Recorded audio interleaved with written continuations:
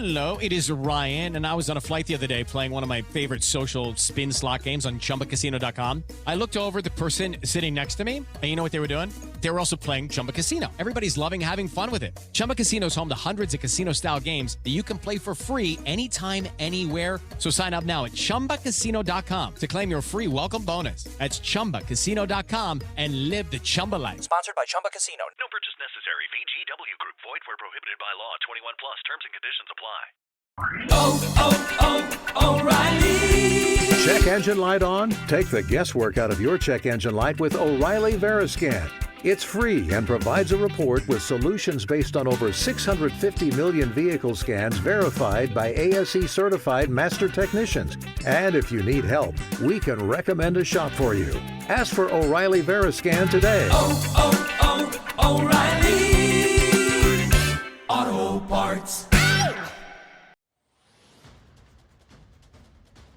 Do you want more success, more growth, more results? Then it's time for the Boundless Success Accelerator from the Modern Observer Group. This isn't your average coaching program. It's where top performers come to dominate.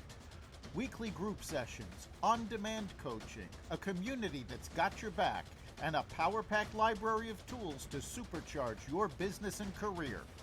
No more excuses, no more waiting. Get in, level up, and start building the life you've been dreaming about. Visit us at modernobserver.com/boundlesssuccess to join today. Let's get you to the next level.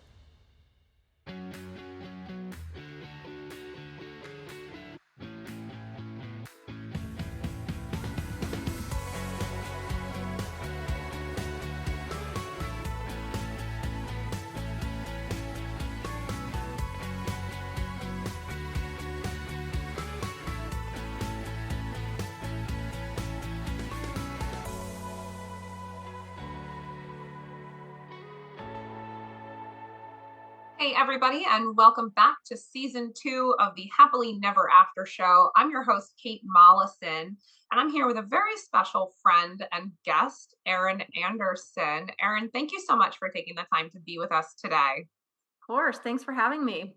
Yeah, so this week's episode, we are talking about what to do with your real estate after you lose your spouse. And Erin is an incredible real estate agent. She has personally helped me. I'm living in my dream home currently, so thanks so much for that, Erin. But talk to me a little bit about what the process is in buying a house, just starting at the basic foundational for people who haven't had to do real estate transactions.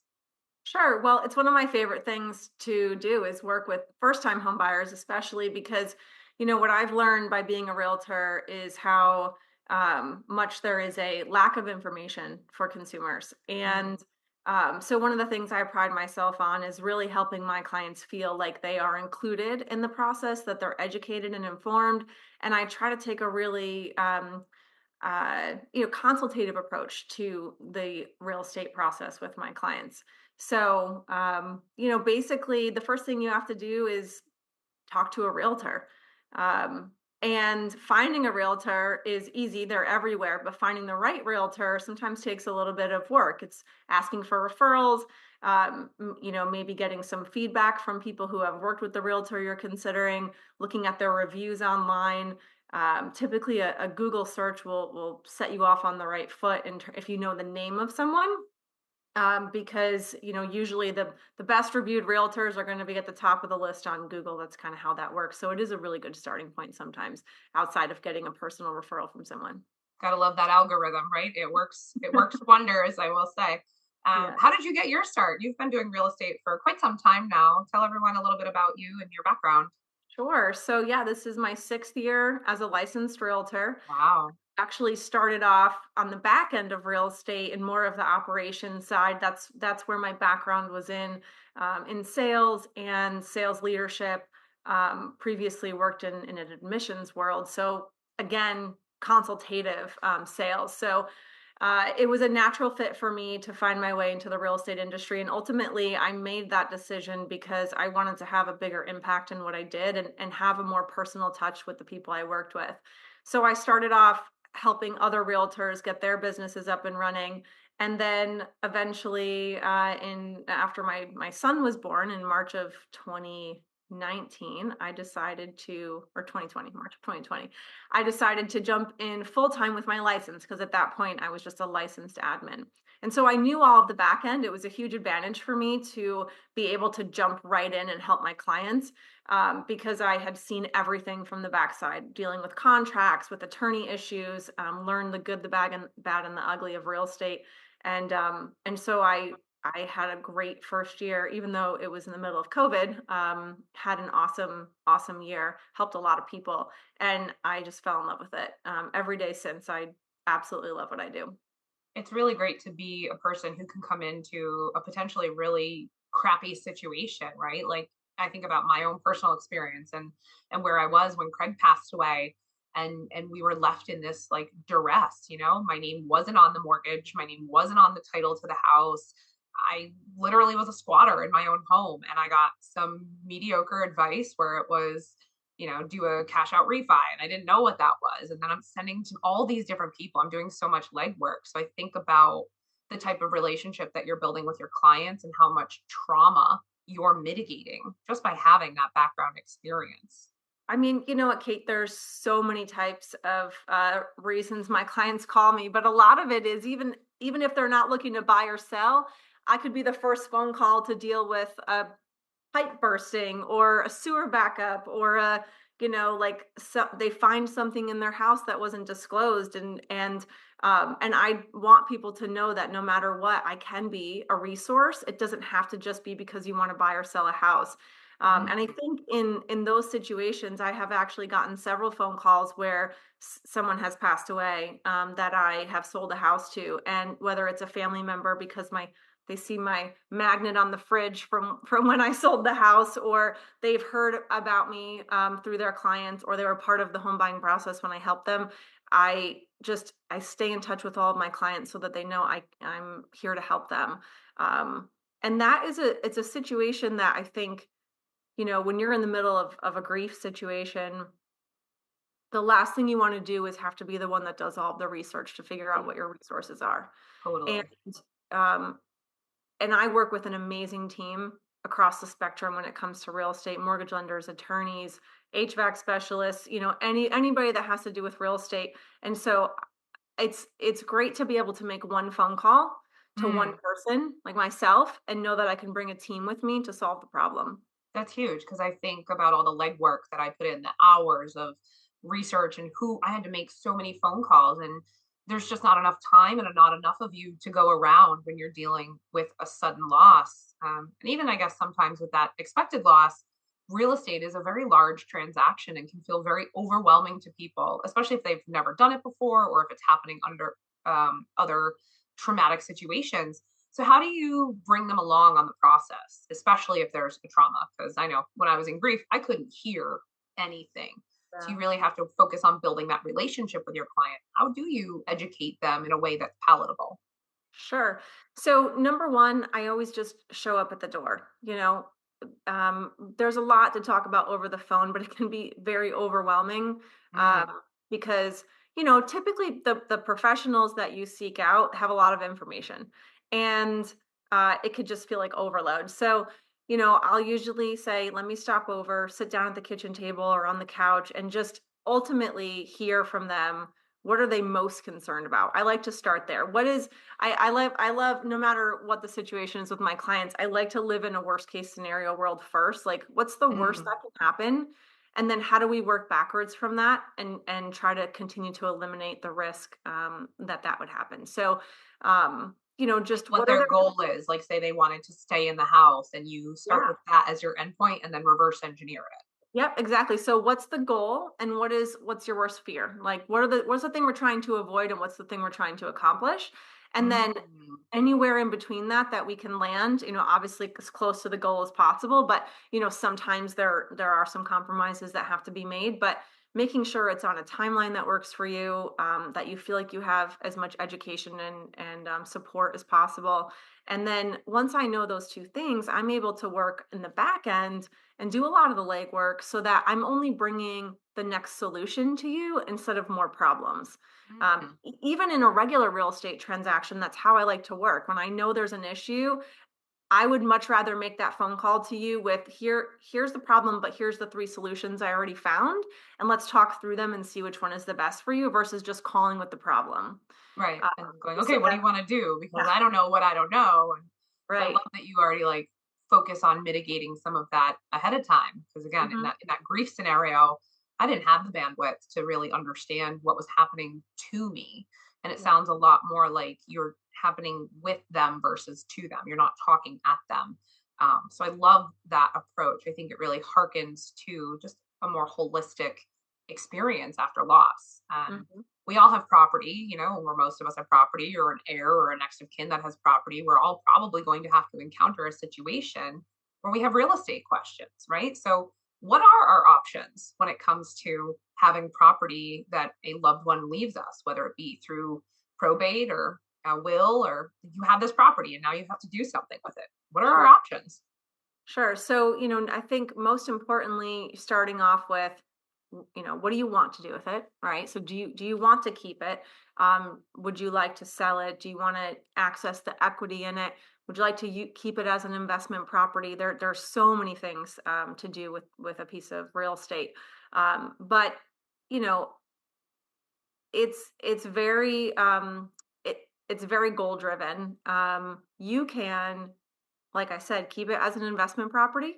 If you're currently living in the house and you think that you might not want to stay there, number one, we start with the market analysis. So, what is the property actually worth, and then what are debts owed on the house? Mm, Because depending on what that difference is, um, you might make a different decision, right? Because if there's a lot of money in the property, and you could use that for um, funeral expenses, services yeah, or, expenses yeah. related to funeral services, but you don't necessarily want to sell. You still want to stay in the house, right? But you just want access to that money. There are things like, a cash out refinance or a home equity line of credit or a home equity loan. Um, and the difference between all three of those is how you want to repay it, right? What's your capacity to repay it, and also what's your Mm. capacity to take out the mortgage. So, And uh, that's all done through a mortgage lender. That's not necessarily something that you handle, but it's a team no. member that you have access to, where you can even just ask those questions and get really good vetted information, right? Yeah, so mortgage. I have a great mortgage lender that I refer people to for any cash out refinance scenarios, and also just to confirm what's their ability to take over a payment. Right. Do they qualify to take out the mortgage payment in their own name, or do they have to just continue to make the payments in order to stay? And then the cash out refinance is kind of cool because you take out the equity and you basically are taking out a brand new mortgage over a longer term. So it tends to be the less expensive option. And when we For say more, equity, for the people who are unfamiliar, we just mean the amount of money the house is worth at its current standing. yeah, the amount of money that it's worth minus the money that the debt that's owed. That's Gotcha. basically that difference is what you potentially have access to, a certain percentage of it, depending on the loan type. And then a home equity loan or line of credit is typically done through your bank, where you can go and, same concept, but the repayment term tends to be a little bit shorter, which means monthly payments a little bit higher. So, it's not a one and done. It's really the best thing that I tell people to do is to explore all two or three options and see what makes the most financial sense to you. And I love that advice because so often, and again, even in my own situation, it was one piece of advice because I talked to like 36 people, and the only person who wanted to listen to me without getting money gave me this advice. And then, okay, this is what we do. So you're stuck with, oh, this is my only option. When in Sure. reality, it sounds like there's so many more options, which is almost overwhelming in a way. So how do you help guide that decision making process for people, right? Like obviously you can't make the decision for them, and we've decided what need is and goal is, but how do we help kind of clear the noise a little bit Sure. with all of these big decisions? Great question. It's actually why I come and sit down at the kitchen table, because when I have a really good understanding of what the goal is, what the personal and financial situation looks like, and what they're trying to avoid, then I'm able to direct them to the right people. And again, working with someone who has a strong team of high level professionals, with like working with them like myself, I know that when I bring that plan to those two or three professionals that I think can give advice, they're going to give you what makes the most sense and not overload you with options, right? And so Yeah. I'm sort of, I sort of am try to be the filter and make Got sure that you're not overwhelmed. Coming with solutions that make sense for what your goal is and not just a solution for the sake of having an option. Right. So even in this conversation is to say, hey, like, what are my choices? It's hard to just give an A, B, C, D because it's so nuanced and so personal. Like, we could Right. talk about all the millions, I'm sure, of options when it comes to real estate transactions, but it really comes down to what the situation is, right? Yeah, and ultimately, people tend to work off of what can I afford? I mean, even Mm, when you're buying a home, it doesn't matter what the interest rate is, and it doesn't matter what the home price is. Honestly, what matters is how much do I have to pay every month? Right? Because if you could have the home of your dreams and it was a little bit over budget, but the current interest rates made it affordable, then you doesn't matter how much you're buying it for because the monthly payment is the same. Same thing when interest rates go up, or your ability for a down payment or the different loan program that's available to you. There's a lot of nuance in it, but ultimately, especially the lenders that I refer my clients to, it's like, what can you comfortably afford every month? And let's work backwards from there to figure out what your options are. So it sounds like a lot of reverse engineering when it comes to dealing with real estate specifically, but loss triggered real estate transactions. Um, so we've reached a point, right, where we've decided we're going to sell the property and we're moving forward. So what does that transaction look like from start to finish? Break it down for the listeners. Sure. So one of the reasons I love being on the team that I'm on is the approach that we take to a listing. Um, you know, I mean, I just think about putting myself in that position if I was, especially going through grief, loss. Um, How to have fun anytime, anywhere. Step 1. Go to ChumbaCasino.com. ChumbaCasino.com. Got it. Step 2. Collect your welcome bonus. Come to Papa welcome bonus. Step 3. Play hundreds of casino-style games for free. That's a lot of games. All for free? Step 4. Unleash your excitement. Chumba Casino has been delivering thrills for over a decade. So claim your free welcome bonus now and live the Chumba life. Visit ChumbaCasino.com. No purchase necessary. VGW Group. Void where prohibited by law. 21 plus. Terms and conditions apply. Getting a house ready to go on the market is a lot of work. Super stressful. Right. We Um, just did it, right? Even in the best circumstance, it's a lot of work. And so, all of our listings get a professional staging appointment. And so we send the stager out to the house to go room by room to give you a bullet list for each spot of the house. So you have a starting point and you have a goal. Mm, And if that feels like it's too much, especially dealing in a situation where you've lost someone, we have people that can do it for you as well. And wow. and I personally feel like sometimes it's worth letting someone else do the work, even if it costs you a little bit of money up front, so that it gets done faster and it's less overwhelming and it's done right. Because it's a lot to go through personal belongings. If you inherit a property that you really don't have any interest in keeping, and the plan is to sell it, if it's full of your loved one's personal belongings, it can be a lot to go through. We have companies that will come and pack things up for you and put them in a storage unit if you need it, so that when you're ready and the time is right, you can go through it. But the things that Wow. need to be held back to stage the house are there, and it wasn't on you to go through the whole thing.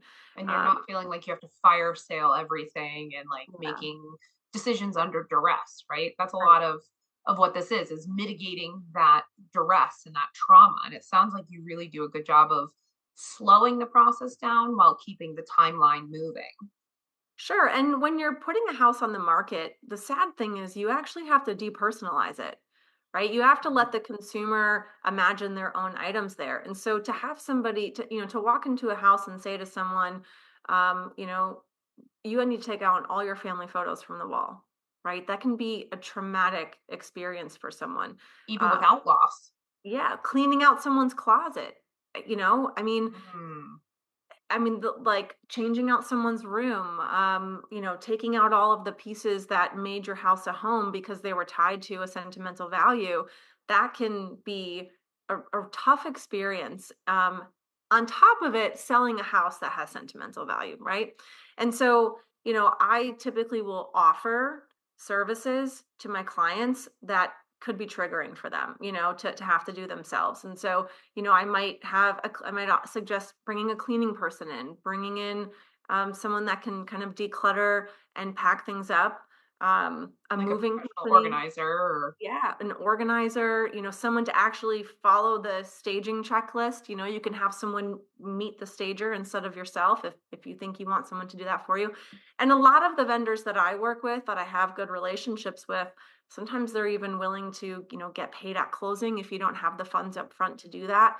And so this industry is all about who you know and the relationships that you develop. And I've worked really hard over the last 6 years to find the right people to refer my clients to. So it sounds like you really do take that humanistic approach to real estate. How are you putting that out into the greater world? I know that you have an academy that you're training other real estate agents. Is this a methodology that you're teaching them, that very similar holistic way of being? Yeah, it's kind of the way our team operates anyway. We really try to educate the agents in our world that we have on our team. We're about 35 agents throughout the state of Connecticut and growing. And these are the things we talk about on a regular basis. It's not just how to run a comparative market analysis or, to have a sales conversation with someone that's interested in selling their home. It's how to actually work with people, understanding that most of the time in Connecticut, real estate transactions happen because of life circumstances, right? Connecticut Really? tends to not be a destination site for a lot of people in other parts of the country. And so What? surprisingly, why wouldn't anybody want to live here, right? But it's a great state. We have access, we have quick access to multiple states around us. So it can kind of be like a hub state, very similar to other cities. And in my experience, the most common reasons that people call me are death, divorce, new job, new babies, and downsizing because kids leave the home. Empty nest Right? syndrome. It's not a phone call like, I wanted to live in Connecticut my whole life. Can you help me find a place? It's like, and there's a lot of people that stay here too. They're just kind of Right. moving within the state, which I think is very common, no matter what state you live in. But especially since COVID, there's actually less movement because Mm, people can work remotely. And so I'm actually the new job category has kind of fallen to the bottom of the list, and it's mostly death, uh, you know, uh, divorce, downsizing, divorce, the three big kids. D's, Yeah. right? Right. Yeah. And then there's other situations too, like, loss of job and inability to maintain payments. And so, Mm, in a market like this, where real estate prices are at an all-time high in Connecticut, and they've doubled. Really, since pre-COVID to now, crazy. home values have doubled. And so a lot of people are sitting on equity, which is a great time to really look at your situation because you could make some big moves.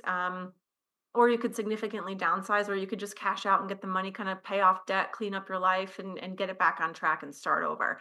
So, I think that's why I love what I do the most is that I kind of never know what I'm walking into when I go to meet with somebody, but I love to just kind of dig deep and find out what's the goal, why are we here, and then I love problem solving. And it sounds like, at least in my understanding, a lot of real estate agents can get a bad rap, right? It's that, lawyers are sharks and real estate agents, it's all very transactional. But it sounds like you're working for an agency and you're operating under a philosophy that's a lot more humanistic. So people can call you even if they're not ready to move to just ask questions.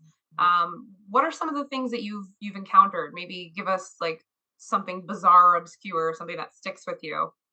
I'll tell you, every day is an interesting story. So, I want to go back to your previous question you asked me because I didn't quite answer it, which is Mm, talking about what we do and how we train our agents on the team. So, yes. I think the thing that I'm most passionate about right now, outside of helping my own clients, is really helping an agent who wants to treat this like a full-time professional career, teaching them how to do it and how to take that holistic approach and making sure they take the right steps to work with their clients. And so we do have something called the Agent Production Academy. We have our agents going through it the first 90 days when they join our team.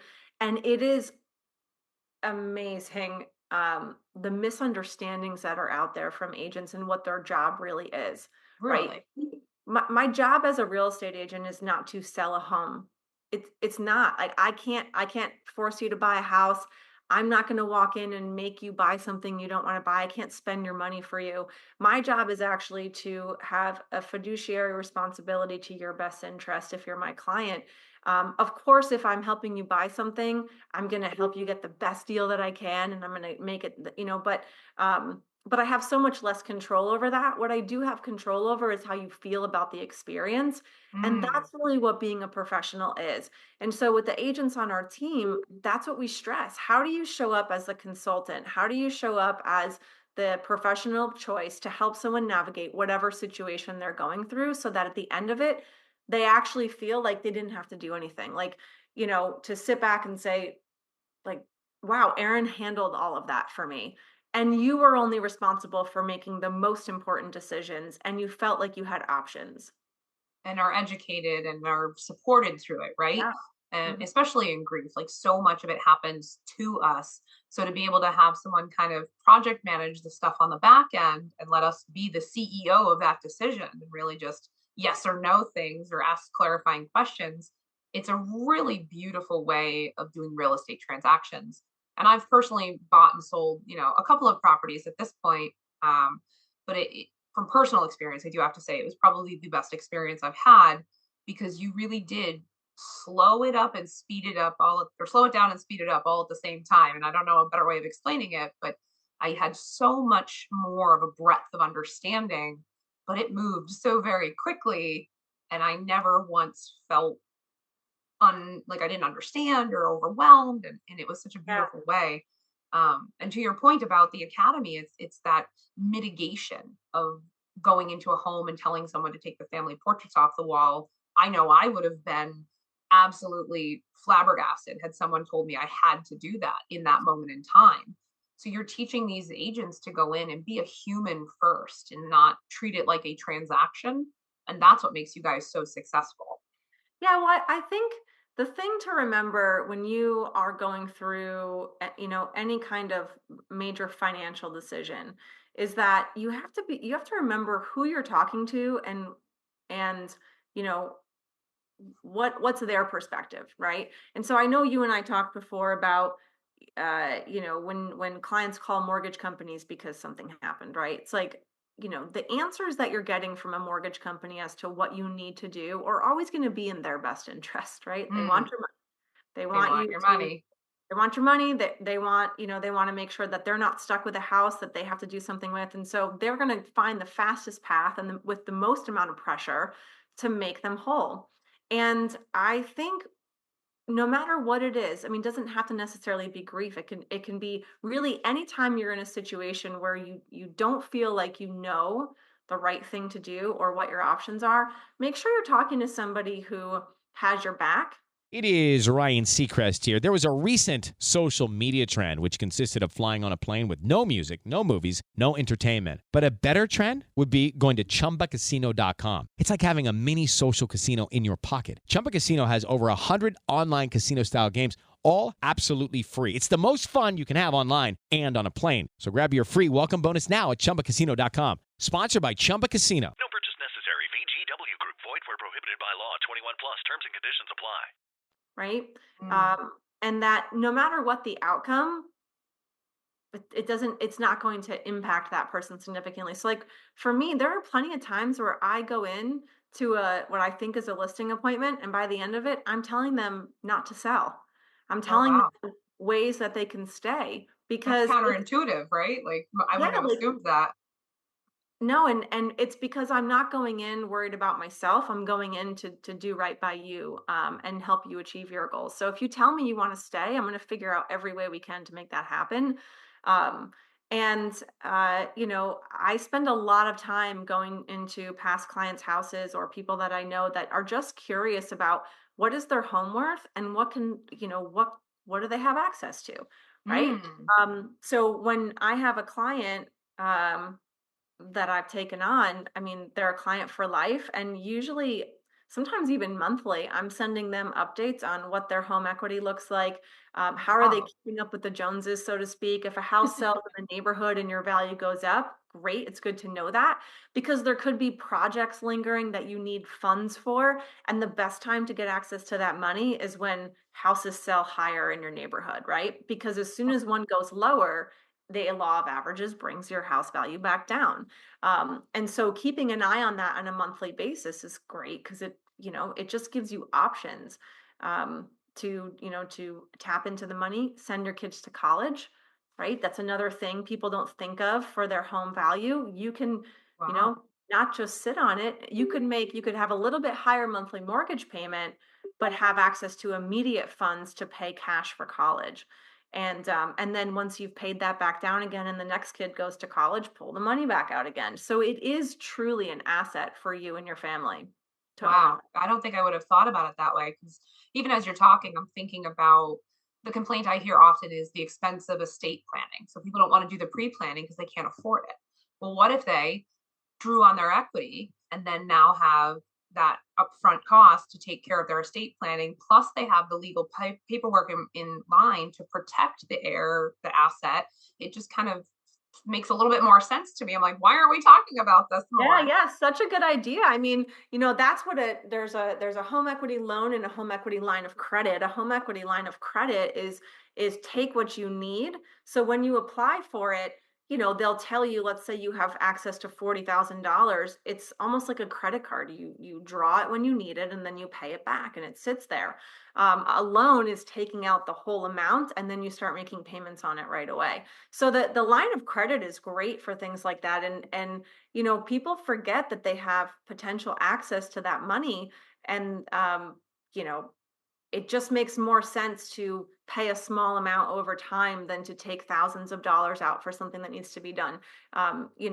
If there's a thing that happens in your house, this is another really good point.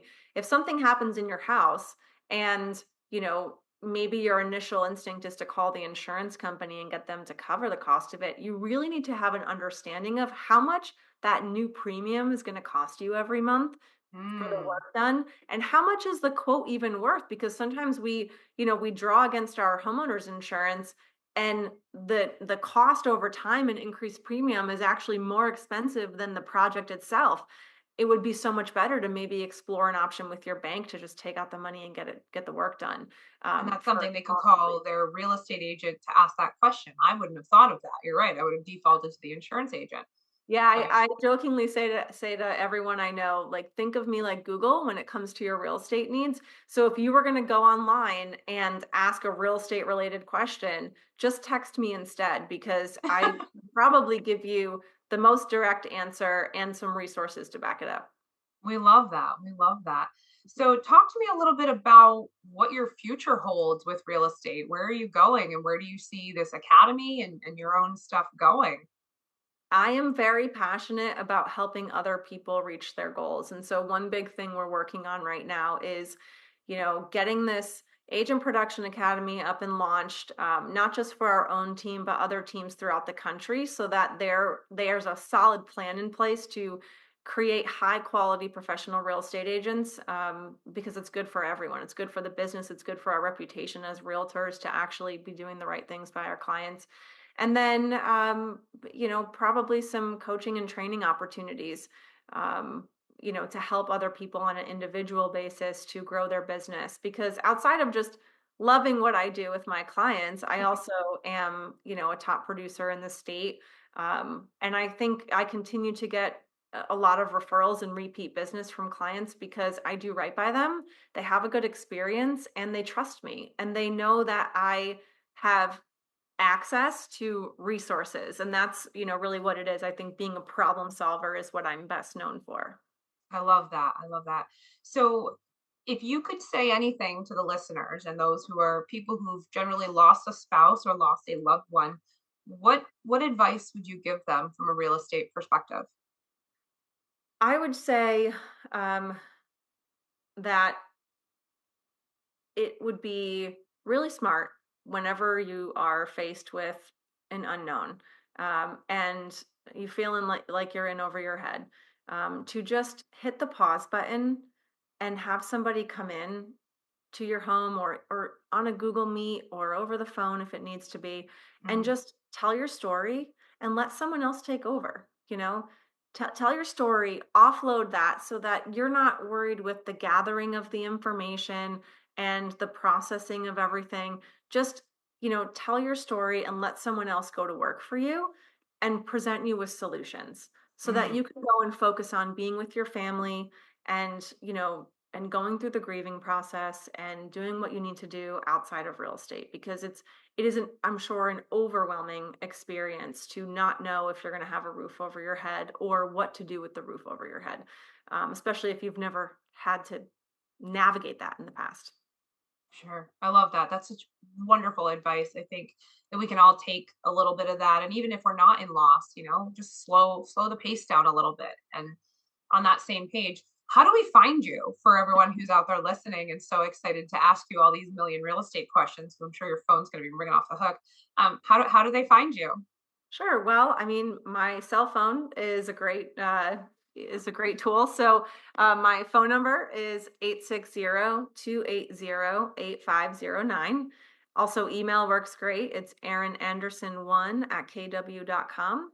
And I'm sure that you'll be able to provide that information as well. I am an agent on the Meali team.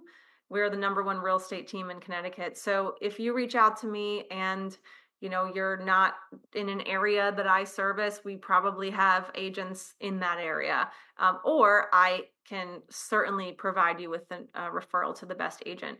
That is one good point I want to make, is that not only am I a great resource for here in Connecticut, but I have relationships with agents in every state and even multiple countries, because I'm heavily involved in the real estate community. And so my goal is, again, to have an answer for everything for my clients. And so if you called me and said, hey, my sister's going through something out in Texas, I have a handful of amazing agents out in Texas that I would refer them to, who work very similar to me, that I would trust with my own family. So, I think it's good to have a starting point. And then again, same concept, reach out to me with the problem and I'll go hand you a couple solutions. And then ultimately you decide who you're most comfortable with. I love that. Well, thank you so much, Erin, for taking the time to chat with me and my listeners today. This was really incredible information. And I will pin all of your information in the show notes for you. So this was the very first episode of season 2 for the Happily Never After show. Signing off, this is your host, Kate Mollison, with the guest, Erin Anderson. Thanks again, Erin. You've been listening to Happily Never After, part of the Xvadio podcast network. You can catch every episode of Happily Never After, as well as the rest of the network at xvadio.com, the Apple Podcasts app, YouTube, Rumble, Spotify, iHeartRadio, Audible, Amazon Music, and wherever you find podcasts.